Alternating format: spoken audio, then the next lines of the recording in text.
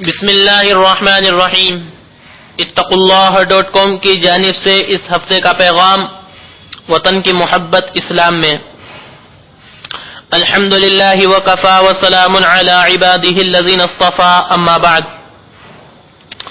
معزز سامعین کرام، یہ حقیقت ہے کہ انسان کو دنیا میں جینے اور زندگی بسر کرنے کے لیے ہمیشہ ہی غذا کی ضرورت پڑتی ہے۔ انسان کو یہ غذا زمین سے حاصل ہوتی ہے اور بجا طور پر یہ کہا جا سکتا ہے کہ انسان مٹی سے پیدا ہوا ہے۔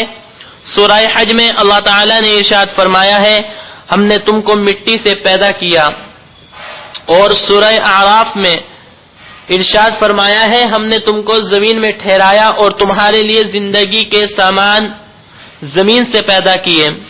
دوسری آیت کریمہ میں ارشاد ربانی ہے، تم زمین میں ہی زندگی بسر کرو گے اور زمین میں ہی مرو گے اور زمین میں سے ہی نکالے جاؤ گے۔ جس زمین سے آدمی کا خمیر اٹھا ہے، جہاں وہ پیدا ہوا اور زندگی بسر کر رہا ہے، اس سے انسان کو فطری لگاؤ اور تعلق ہوتا ہے۔ اسی لیے عربی زبان کا مشہور مقولہ ہے، انسان کی پیدائشی سرزمین اس کی دودھ پلانے والی ماں ہے۔ مشہور حکیمانہ جملہ ہے، حب الوطن من الایمان، وطن کی محبت ایمان کا تقاضا ہے۔ اللہ کے حبیب پاک جناب محمد الرسول اللہ صلی اللہ علیہ وسلم جب ہجرت فرما کر مکہ مکرمہ سے جانے لگے تو فرمایا کرتے تھے، اے مکہ، تو خدا کا شہر ہے، تو مجھے کس قدر محبوب ہے، اے کاش تیرے باشندے مجھے نکلنے پر مجبور نہ کرتے تو میں تجھ کو نہ چھوڑتا۔ جب اللہ کے حبیب پاک صلی اللہ علیہ وسلم نے مدینہ منورہ کو وطن بنا لیا تو دعا میں فرمایا کرتے تھے، اے اللہ ہمارے اندر مدینے کی اتنی محبت پیدا کر دے جتنی تو نے مکہ کی محبت دی ہے، مدینے کی آب و ہوا درست فرما دے اور ہمارے لیے مدینے کی صاع اور مد ناپنے کے پیمانے میں برکت عطا فرما اور مدینے کے بخار کو جحفہ مقام کی طرف منتقل فرما دے۔ اس حدیث شریف سے وطن عزیز کی محبت کا بخوبی پتہ چلتا ہے، نیز اس کی اقتصادی ترقی اور آب و ہوا کی درستگی اور صحت و عافیت کی بحالی کی شدید رغبت بھی ظاہر ہوئی ہے۔ اس لیے اپنے وطن کی محبت فطری تقاضا بھی ہے اور شرعی بھی۔ حضرت شیخ الاسلام مولانا حسین احمد مدنی رحمۃ اللہ علیہ فرماتے ہیں، اسلامی کتابیں یہ بتاتی ہے کہ حضرت آدم علیہ السلام ہندوستان ہی میں اتارے گئے اور یہاں ہی سکونت کی اور یہاں ہی سے ان کی نسل دنیا میں پھیلی اور اسی وجہ سے انسانوں کو آدمی کہا جاتا ہے۔ حکیم الاسلام حضرت اقدس مولانا قاری محمد طیب صاحب نور اللہ مرقدہ تحریر فرماتے ہیں، ہندوستان نبوت کا دارالخلافہ ہے، یہاں سب سے پہلے حضرت آدم علیہ السلام تشریف لائے اور حضرت شیث علیہ السلام دوسرے رسول تھے جو اس سرزمین پر وارد ہوئے۔ ان کی قبر شریف کے بارے میں کہا جاتا ہے کہ وہ اجودھیا میں ہے۔ دارالعلوم دیوبند کے بانی حجت الاسلام حضرت مولانا محمد قاسم صاحب نانوتوی رحمۃ اللہ علیہ نے اپنی بعض کتابوں میں لکھا ہے کہ رام چندر جی اور کرشن جی کے نام ادب سے لیے جائیں اور ان کے ساتھ گستاخی نہ کی جائے۔ حضرت مولانا محمد میاں صاحب رحمۃ اللہ علیہ فرماتے ہیں، انسانیت کا دارالخلافہ ہندوستان ہے۔ چونکہ خلیفہ نبی تھا جس کے پاس حضرت جبرائیل تشریف لایا کرتے تھے، لہذا سرزمین ہند سب سے پہلے آفتاب نبوت کا مشرق بنا۔ اسی سرزمین پر سب سے پہلے حضرت جبرائیل علیہ السلام کا نزول ہوا۔ ابن سعد نے طبقات میں نقل کیا ہے کہ اللہ تعالیٰ نے حضرت آدم کے جسم کا خمیر وجنہ نامی علاقے کی خاک سے بنایا ہے، لہذا ہندوستان کو یہ شرف حاصل ہے کہ سب سے پہلے نبی کا خمیر یہیں کی خاک سے بنایا گیا، اور حضرت آدم تمام انسانوں کے ابو الآبا تھے، اس لیے جملہ انبیاء اور تمام انسانوں کے روحانی اور مادی اصل و اصول کا خمیر ہندوستان ہی سے بنایا گیا ہے۔ توالد و تناسل کے اصول پر یہ بھی کہا جا سکتا ہے کہ جملہ انبیاء، اولیاء اور صلحاء کرام، علماء و مشائخ کا اولین عنصر اسی خاک پاک سے وجود پذیر ہوا۔ حضرت ابن عباس رضی اللہ تعالی عنہ کی روایت ہے کہ عہد الست ہندوستان کے مقام وجنہ میں ہی لیا گیا۔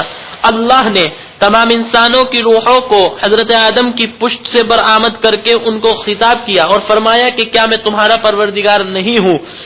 تمام روحوں نے متفقہ طور پر اللہ کی پروردگاری کو تسلیم کرتے ہوئے کہا ضرور آپ ہی ہمارے پروردگار ہیں۔ محدث عصر حضرت علامہ انور شاہ کشمیری رحمۃ اللہ علیہ فرماتے ہیں ہندوستان یا کسی دوسرے غیر مسلم اکثریت والے ملک میں ہر مسلمان اس بات کا ذمہ دار ہے کہ اسلام نے عام انسانوں کے لیے امن اور آزادی کے جو حقوق تسلیم کیے ہیں اپنے اختیار اور اپنی طاقت کی حد تک ان حقوق کی حفاظت کرے۔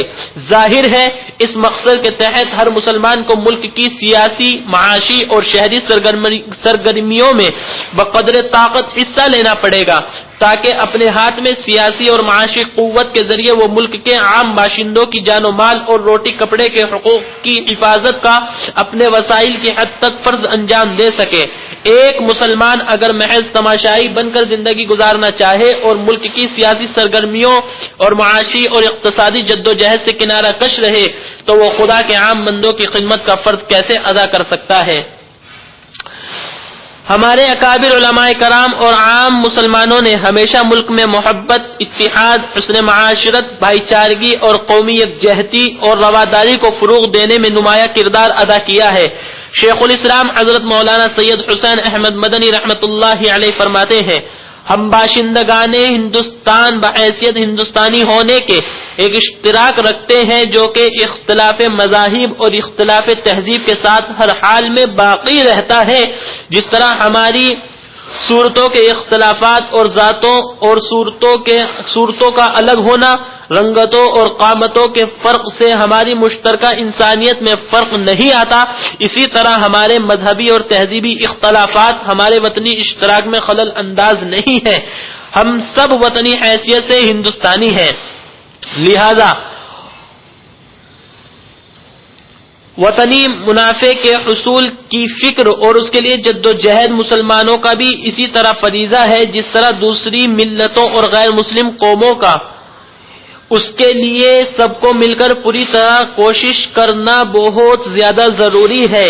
اگر آگ لگنے کے وقت تمام گاؤں کے باشندے آگ نہ بجھائیں تو تمام گاؤں برباد ہو جائے گے اور سبھی کے لیے زندگی وبال ہو جائے گی۔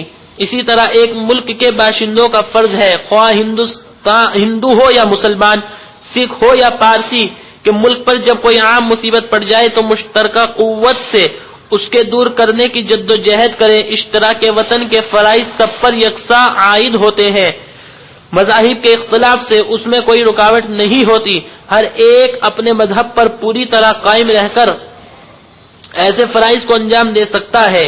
یہی اشتراک میونسپل بورڈوں، کونسلوں، اسمبلیوں میں پایا جاتا ہے اور مختلف المذاہب ممبر فرائض شہر یا ضلع یا صوبہ یا ملک کو انجام دیتے ہیں اور اس کو ضروری سمجھتے ہیں۔